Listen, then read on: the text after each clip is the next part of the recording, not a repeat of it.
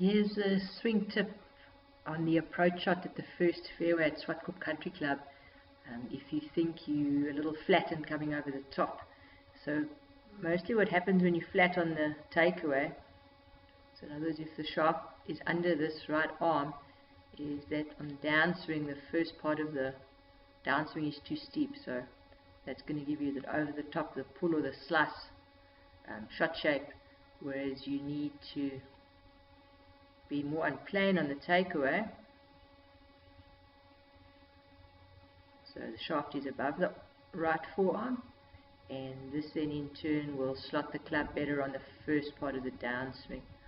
So if you suspect that's your problem, there's quite a good way of fixing it. It's not easy, but it's not the hardest way of fixing it either.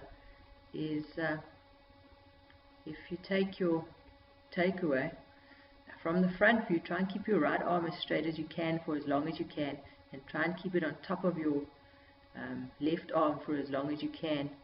If you flat, you're going to be losing that the width of your right arm quite quickly, and then your left arm's going to cover your right elbow up, and from the back view it's going to look like this.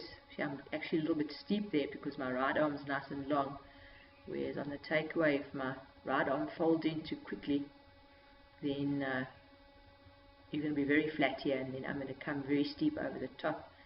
So one of my favorite tips is to, especially with the little kids that are getting a little bit flat, is to tell them that they think there's an eyeball on the club head, and that eyeball's got to look at the ball for as long as possible. Because if you get a little bit flat, look at the eyeballs looking at the houses on the right hand side of the first fairway.